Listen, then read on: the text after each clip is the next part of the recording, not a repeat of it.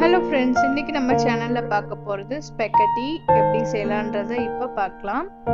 இது filter காஃபியோட decoction. நான் எப்போவுமே டிகாஷன் போட்டு பாட்டிலில் ஊற்றிடுவேன். இதை ரெஃப்ரிஜரேட் பண்ணும்போது எனக்கு ஈஸியாக இருக்குது. எப்பப்போ காஃபி போடணுமோ அப்போ கலந்துக்கிறதுக்கு. இப்போ ஸ்டவ் ஆன் பண்ணிடலாம். பாத்திரத்தை வச்சாச்சு. ஸ்பெக்கட்டி வேகிற அளவுக்கு தண்ணி ஊற்றி மூடி வச்சிடலாம்.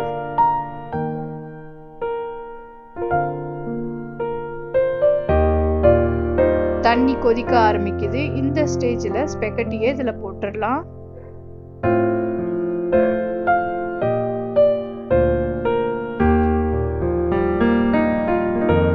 இந்த ஸ்பெக்கட்டி வேகிற அளவுக்கு உப்பு சேர்த்துக்குங்க.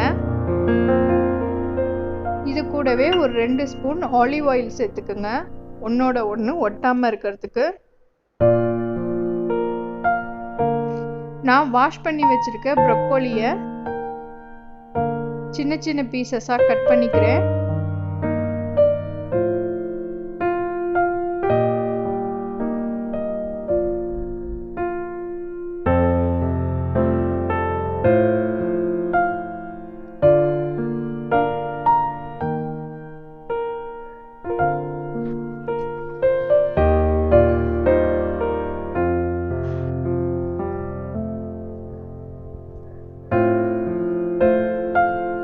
ஸ்டவ் ஆன் பண்ணி இன்னொரு கடாய் அடுப்பில் வச்சிடலாம்.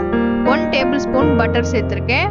பட்டர் நல்லா மெல்ட் ஆனதுக்கப்புறமா 2 டேபிள் ஸ்பூன் மைதா ஆட் பண்ணியிருக்கேன். இதை பட்டரில் நல்லா வதக்கி எடுத்துக்குங்க, அந்த ரா ஸ்மெல்லாம் போகிற வரைக்கும். ஸ்பெக்கட்டி நல்லா வெந்துருச்சு. இந்த மைதாவும் கொஞ்சம் கொஞ்சமாக ரா ஸ்மெல் போகிற வரைக்கும் கிண்டிக்கிட்டே இருக்கிறேன். இப்போ இதில் பால் சேர்த்துடலாம். நல்லா கட்டி இல்லாமல் கலந்து விட்டுக்குங்க. ஃபஸ்ட்டு கட்டி கட்டியாக தான் இருக்கும். நீங்கள் நல்லா கலக்க கலக்க கட்டியெல்லாம் போயிடும். இப்போ இந்த சாஸில் சால்ட்டு, சில்லி ஃப்ளேக்ஸ், oregano எல்லாத்தையும் போட்டு நல்லா கலந்து விட்டுக்கலாம்.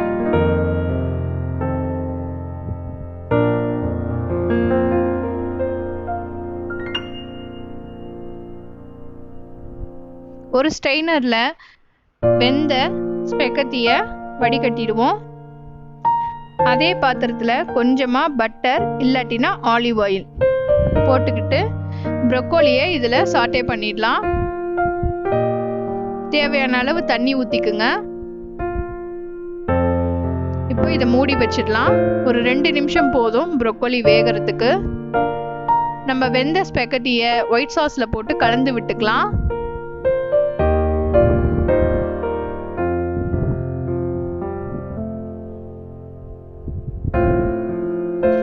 நம்மளோட ப்ரொக்கோலியும் வெந்துடுச்சு.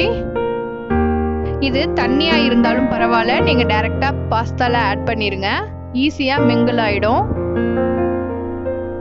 ப்ரொக்கோலிக்கு தேவையான அளவு உப்பு போட்டுக்குங்க.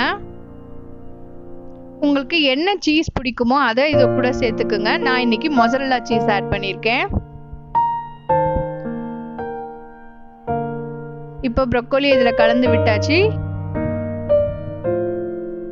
சீஸு, ப்ரொக்கோலி, பாஸ்தா எல்லாம் ஒன்றா மிக்ஸ் ஆகிற வரைக்கும் எடுத்து விடுங்க. இந்த மாதிரி இடிக்கையை யூஸ் பண்ணிங்கன்னா உடையாமல் இருக்கும். இப்போ சூப்பராக ரெடி ஆயிடுச்சு நம்மளோட ஸ்பெக்கட்டி ரெசிபி. இந்த ரெசிபி பிடிச்சிருந்தா லைக் பண்ணுங்கள், ஷேர் பண்ணுங்கள். இன்னும் ஜைனிஸ் கிச்சனை சப்ஸ்கிரைப் பண்ணாதவங்க சப்ஸ்கிரைப் பண்ணிக்கோங்க. தேங்க்ஸ் ஃபார் வாட்சிங்.